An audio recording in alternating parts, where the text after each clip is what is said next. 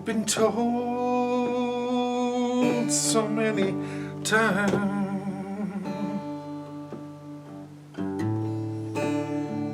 How come it just gets harder? We've been told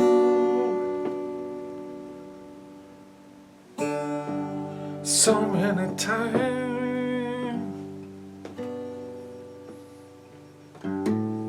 How come it just gets wild?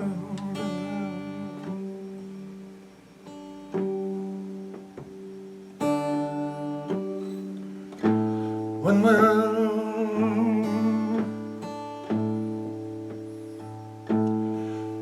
we get out of here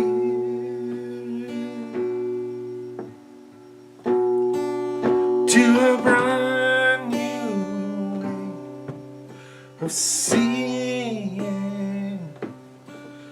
makes it all clear.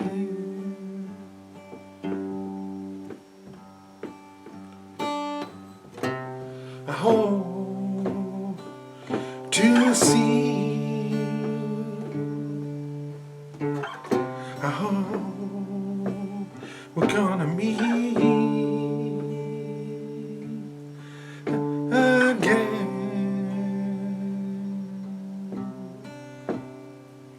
And love, not fear.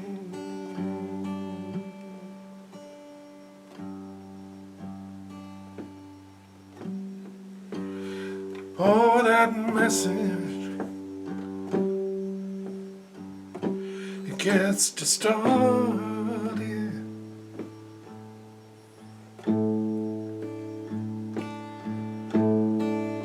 It turns from love in the dark mirror of hatred.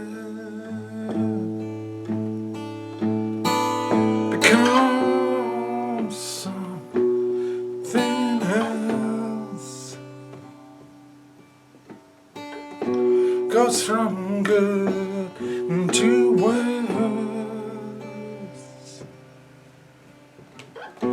becomes a whisper of lies that'll lay you down.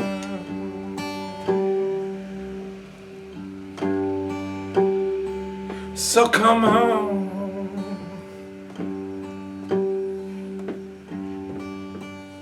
all ye prophets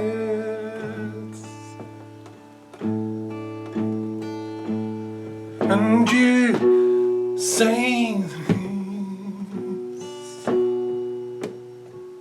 now's your time.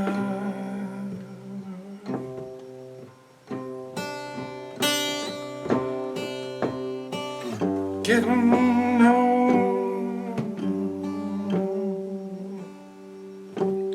That message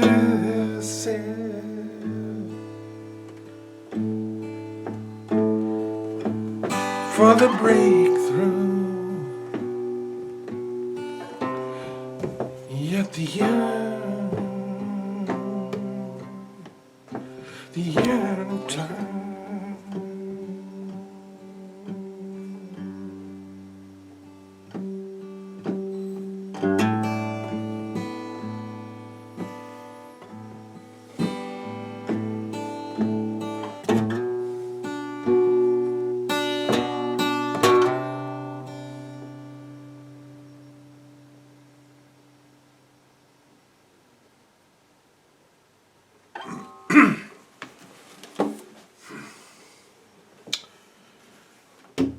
Okay, there we are.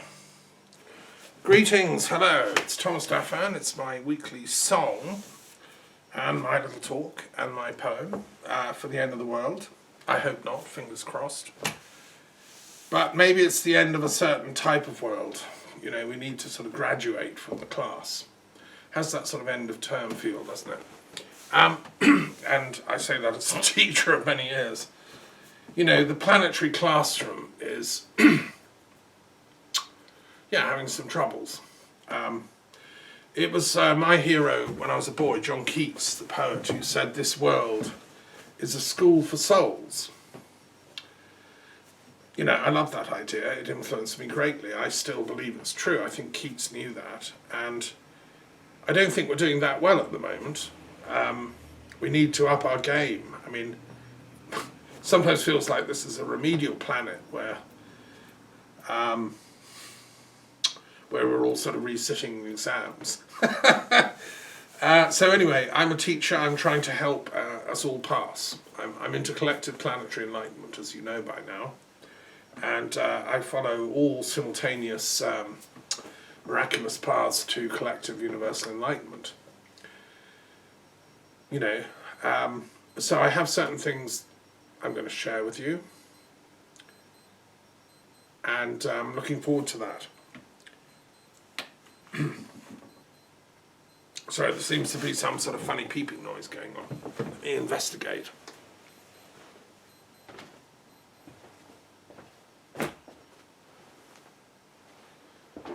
Huh. Well, it must have been the planetary alarm call, sorry. I don't know where that's coming from, but I'm going to ignore it. Right, so I have certain things to say. I'm going to run through them. Firstly, I want to say Happy St. Luke's Day. It's the 18th of October. And today is the day of St. Luke, who was a great sage and historian, actually, as well as a Christian mystic, and he was a medical doctor. We know quite a lot about him because he wrote the Gospel of St. Luke. He also wrote the Acts of the Apostles. He was a friend of St. Paul particularly, and accompanied him on some of his journeys. And he was a great sage, and he's given us a lot of information about the early church, which is really invaluable. When I did my commentary on St. Luke's Gospel, you know, a couple of years ago, I recorded that, which is now available on my Green University website for all serious students to listen to. I learned loads of new stuff. I mean, that's the beauty of doing biblical studies, scholarship. You always learn something new. These sacred texts you come to again and again, and you always learn something afresh. It's like diving into a pool of gnosis, and the deeper your own spiritual practice, the more you get from the text. So you can come to them again and again at different times of life. St. Luke always repays reading. And just by chance, in prayers today, I was, honouring his memory, and I opened the Bible absolutely at random, and finger on a page. I mean, it could have been anywhere in the Old or New Testament. It turned out to be the passage in Luke 8, where I will just read what it said.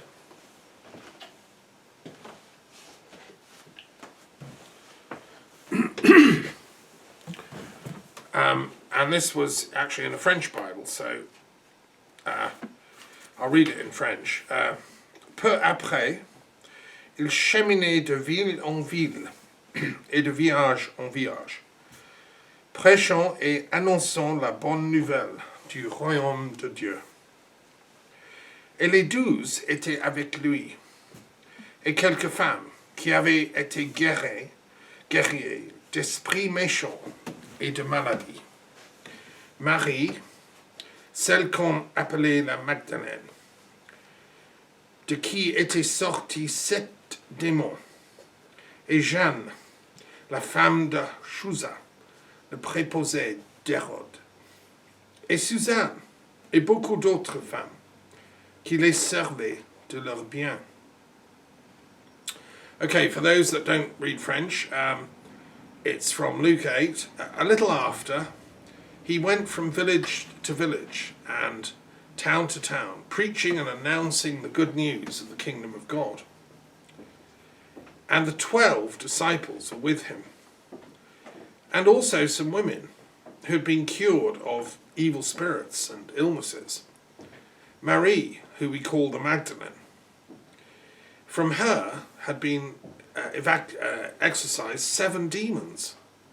And Jeanne, the wife of Chuza, the chief steward of Herod, and Suzanne and other women they all looked after them and helped their well-being. Okay, so that's totally at random from the Gospel of Luke. But it's very interesting it fell open at that page. I'm a great believer in synchronicities because, as some of you know, I've set up the Mary Magdalene Studies Association here in France, where it's said, by tradition, that Mary Magdalene came after the crucifixion, actually escaped and got to Gaul, and retired here for the rest of her life on retreat after the resurrection and the the transfiguration, the ascension into heaven. Christ wasn't with her, but some people say no, Christ also escaped. I mean, there's different schools of thought, and we're studying all this in the Mary Magdalene Studies Association. We've had 3 conferences here so far, every Mary Magdalene day. What I think is interesting is that Luke is one of the important sources for what we know about Mary Magdalene. He knew the whole, I mean, he had a questing intellect. He wanted to know the history behind the Jesus movement. He came to it a bit late. He never met Jesus, so far as we can tell. He was from Antioch. He was a Gentile, it's thought, a learned man, obviously highly literate. And he was convinced by what he'd studied, what he'd read, the people he'd met, and his conversations with them all, that this Christ was the Christ and was a great teacher, and he therefore wanted to tell the story in detail. So we honour Luke today. We need more Lukes to tell the stories of all the great sages and saints of history, and to find the commonality of them all. I'm sure that Luke was a very broad-minded man. He wouldn't be a sort of intolerant fanatic preaching fire and brimstone on other schools of thought.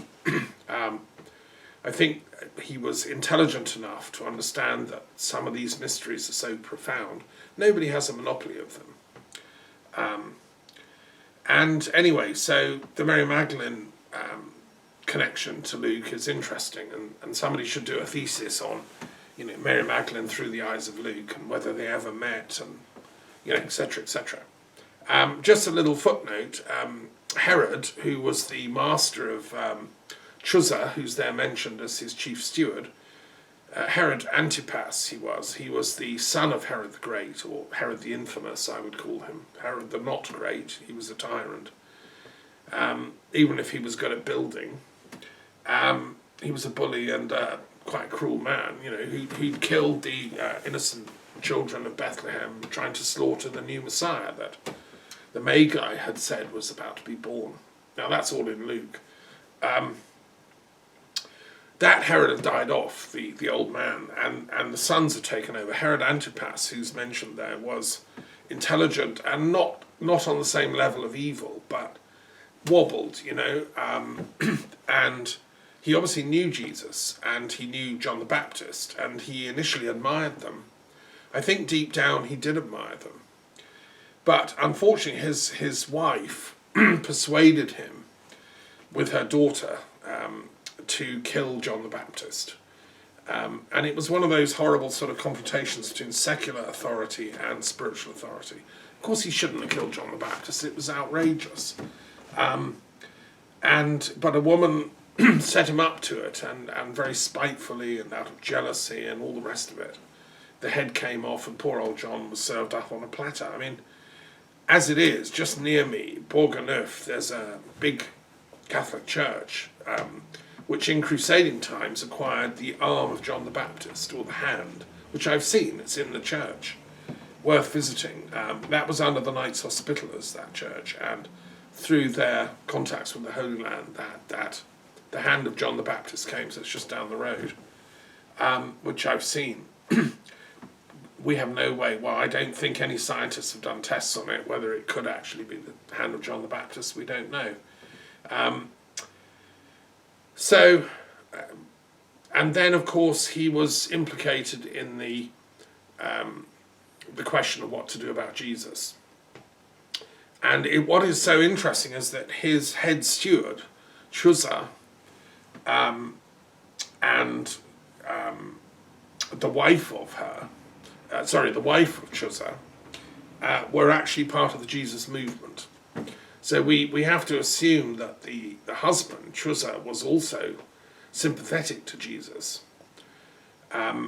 enough to let his wife, go and follow Jesus and listen to his teachings and all the rest.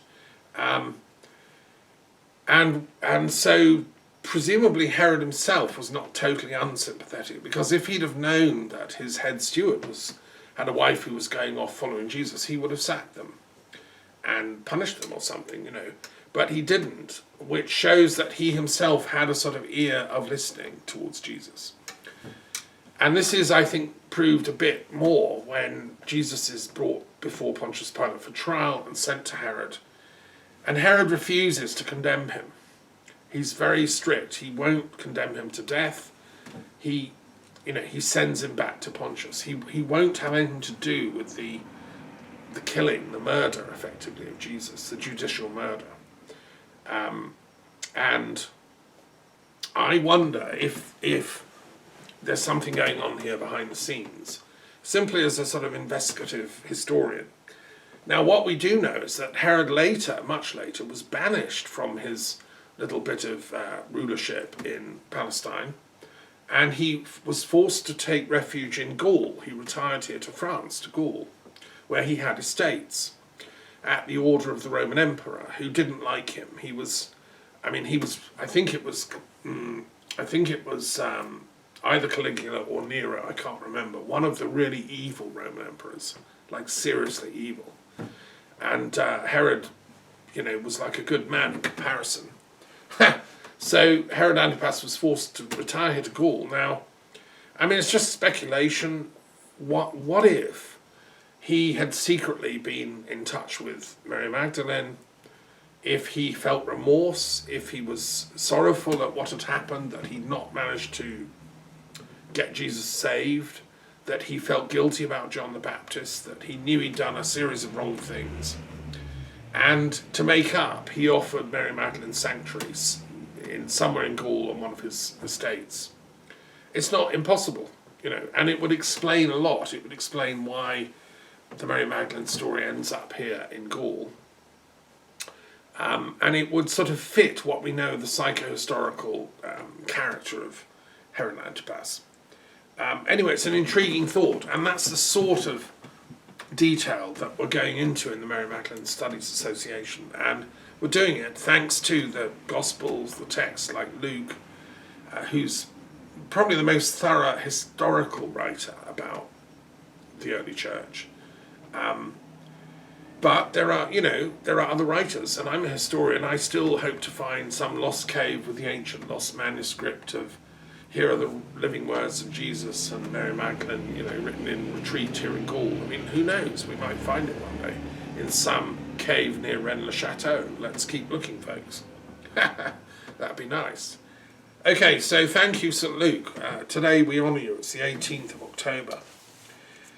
I also want to mention something else that just a couple of days ago, on the 16th of October, we had a commemoration for a dear friend of mine called Dr S.L. Gandhi, Sohan Lal Gandhi, who, it was his 85th birthday this year, so it's his 85th birthday year. And as some of you know, in my capacity as a peace studies scholar, I conceived an idea to present to him as a birthday present for his 85th birthday. Because I've been going to India for the last, 25 years. It's crazy, isn't it? I first met Dr. Gandhi in 1995, which is 25 years ago. I can hardly believe it. Seems like yesterday. A younger man then. I went to this wonderful town called Ladnan in Rajasthan, not far from Jaipur, and I met some amazing people. There were peace educators from all over the world, visionary scholars. They were from Russia, America, all over India, Europe. I think I was the only person from Britain. And some of them were, pretty amazing. And the whole thing was compared and overseen by Dr. Gandhi, who was running the whole show, and by his mentors, Acharya Tulsi, who was one of the great Jain sages of the 20th century, very enlightened and fascinating man, who I spoke to after the conference, in the evenings a little bit. And he struck me with his, he had an amazing intellect, this guy. And what I loved about him was he appreciated my similar questioning. I'm an intellectual that doesn't accept stuff lightly. I have to see the evidence. I like the Thomas tradition that I come from, of wanting actual, proof for stuff. And that's why I've written a whole book of Thomas's, making the point, somewhat humoristically, but I think validly, that there is a Thomas tradition in Christianity, which actually wants proof. And so many philosophers have been called Thomas, it's just a joke. Thomas à Becket, Thomas Aquinas, Thomas Hobbes, Thomas Jefferson. The Thomas tradition seems to me the authentic church, actually, which is the Gnostic church. And it's interesting, there's never ever been a King Thomas or a Pope Thomas in history. We avoid power because we only want knowledge. So when I met Acharya Tulsi, it was like we hit it off very well, and he introduced me to his one of his monks, who then answered all the questions I had about Jain attitudes to Enlightenment, which is a conversation that started then in 1995 and has continued for 25 years. And then I went back, again several times, and I was asked to write the declarations of these peace conferences, and I was inspired each time slightly differently to synthesize the wisdom that was generated by all these amazing people coming from all over the world, and to somehow reproduce it. You can't do it word for word like a 3 or 4 day conference, but you can summarize the spirit of the thing. And anyway, so I've done that, and the most recent was in December 2019 when I went.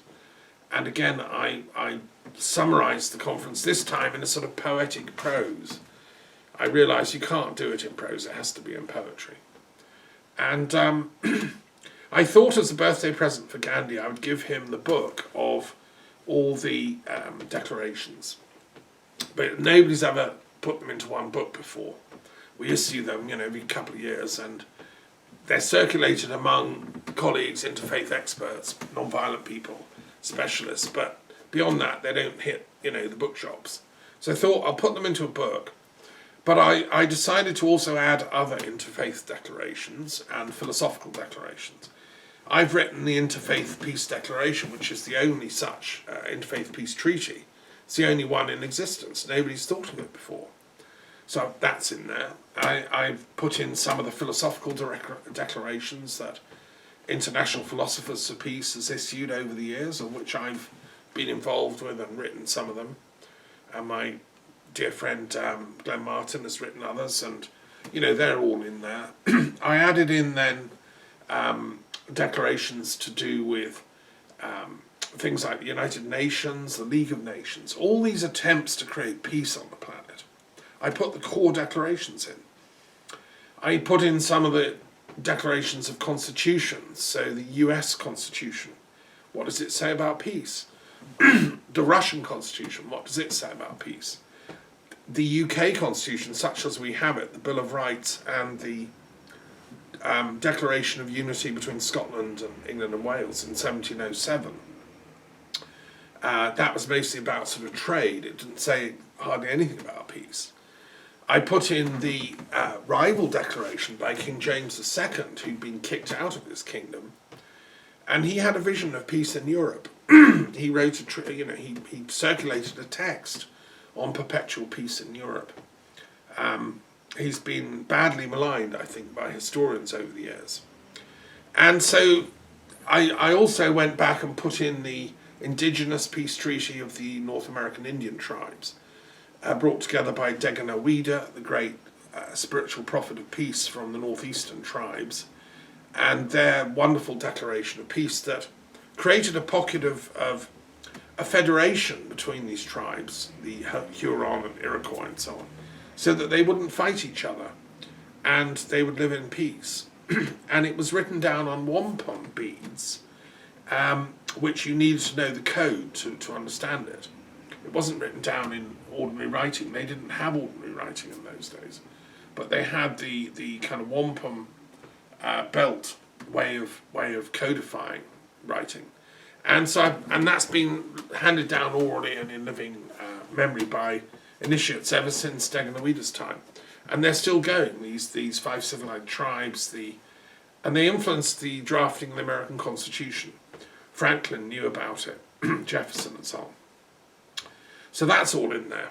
I've also put in some of the environmental treaties and treaties on women and women's rights, the Beijing Charter of Women, and treaties to do with peace and teaching, educational work for peace, including the founding of UNESCO. That declaration is in there. So, and the Treaty of Paris to do with environmental issues and so on. Anyway, it grew and grew and grew, the project. It started out, it was going to be called the Little Book of Peace Declarations. I thought it'd be one slim little volume. And I worked at it, and more I thought, no, I can't not put that in, can I? I can't not put in the Communist Manifesto. I mean, that was so influential in 1848. People need to read it. What did it say about peace? I can't not put in the International Peace Bureau's founding documents. So I did quite a lot of historical research on getting together these key texts.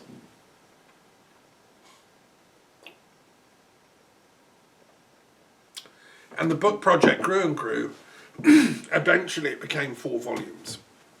The so-called Little Book of Peace Declarations should really be called the bumper mega book of 4 volumes of peace declarations, but I've kept the original title as a sort of irony. Anyway, the thing is, what I want to share and celebrate is the fact that this book was dedicated to Dr. Gandhi in honour of the work he'd done creating these interfaith peace conferences for non-violence and peace. And I don't know of any other lineage of spiritual work, apart from these Jains, that have so consistently over the last 25 years done this kind of work in a collaborative and non-dogmatic way. And inviting and open to all, so you get Christians and the chief rabbi of the Jewish community of Delhi goes, and Zoroastrians go, and Buddhists, and Dalai Lama sends people, and and Hindus, and so on and so on, and me as a Druid, a Christian Druid, I've been entrusted with writing the thing up.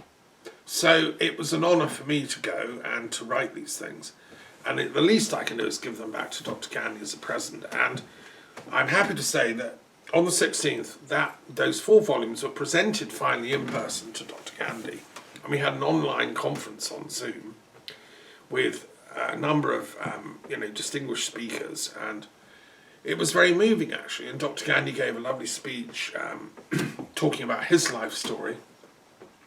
It was fascinating to read. He himself began interested in the communist tradition. He had read the works of Karl Marx, I presume in English. He'd read Das Kapital and identified with that communist tradition in India. Now this is back in I imagine this would be in the 70s. If he's 85, then yeah, you can work it out. 60s even. When of course Marxism was very, very much, appealing to lots of people. But he realized, he then had discussions, he says. He met these 2 Jain sages, Acharya Tulsi and Mahpragya, who talked to him in depth. He was introduced as a communist, and they said, well, we're communists too. We love dialectical materialism. They'd obviously knew all about Marx and had studied him, because they were like serious intellectuals, right? And because they had a Jain lifestyle, they didn't fill their life with clutter. They could do serious scholarship, and they said, yeah, we love Marx, but we fail him. We disagree because of his violence. He was silly. He thought you could get world communism and so on without going through world enlightenment. And that can only happen through non-violence. You can't force people to feel love and compassion and to feel like good communists and comrades if they don't. You have to encourage them first to do the spiritual cleansing work, to purge the negative karma, the hatreds, the egotism and so on. Communism will only come when we purify the collective mind of the planet. and move beyond the state of fear that we're all in and paranoia about the other. Anyway, that's the sort of thing that Acharya Tulsi and Mahpragya told the young man, Dr. Gandhi, and it was enough. He realised, the penny dropped. As a good communist scientist, he realised that actually they were telling the truth, and yes, they're right. Even as a communist, we have to adopt the strategy. It's like the Long March, Mao's Long March was very clever, brilliant, but actually it was a disaster in human terms. Many people died on the march, they were slaughtered, and Maoism, which was installed, was not proper communism in any shape or sense or form of the term. It was a sort of nationalist, a sort of pseudo-communism. And in fact, Mao himself boasted he'd never read Das Kapital. When he went to Russia and met Stalin and asked for the secrets of the nuclear bombs, he was recorded as saying, I think to Molotov, who was the negotiator, he said, "No, I've never read Das Kapital. It's unreadable. And he was recorded in the villa because they bugged the villa, as saying, I don't believe in all that stuff. It's just a pose I do to get power." Marx was, Mao was a totally unprincipled, ruthless bandit. Actually, if you read the books by his personal doctor and also The Unknown Mao. So he was a pseudo-communist and went for power, which isn't what proper communism is about. No, Dr. Gandhi was a proper one, as was my mother. And so what Dr. Gandhi doesn't know, and only my close friends know, is that I come from a tradition also in the communist background. My mother was an activist in the Communist Party since World War II. And that's what made her a peace activist. She was on that principled, ethical wing of the communist tradition, like Sartre and Simone de Beauvoir and Lukács and the European intelligentsia of the left, who opposed fascism, they opposed militarism, they wanted peace, they never wanted World War II, they wanted the experiment of Russia to be allowed to proceed. And anyway, so that's the heritage I come from, and also from my mother taught at the University of Sussex with a whole bunch of very clever kind of Marxists, one of whom was Christopher Freeman, who set up the Science Policy Research Unit, as was influenced by J.D. Bernal, a great Marxist intellectual communist, who probably the most important left scientist in Britain in the 30s and 40s. Who wrote brilliant books about how science should support society, not create a sort of elite scientific expertise, people that cream off profits from people and make war machines and militarism. No, Bernal, who was Irish, wanted science that serves people, that serves humanity, that serves peace, that brings its discoveries to the masses, for no sort of personal ego cost benefit to them, but for the good of mankind. Now, I think Bernal was working in the authentic tradition of science, which goes back to Francis Bacon and the visionaries who dreamed up scientific methodology. And so that's the tradition I come from. But like Dr. Gandhi, I'd worked out myself that the fundamental methodological flaw in that kind of communist ideal, although it's very noble, is that it does ultimately rely on a sort of violent revolutionary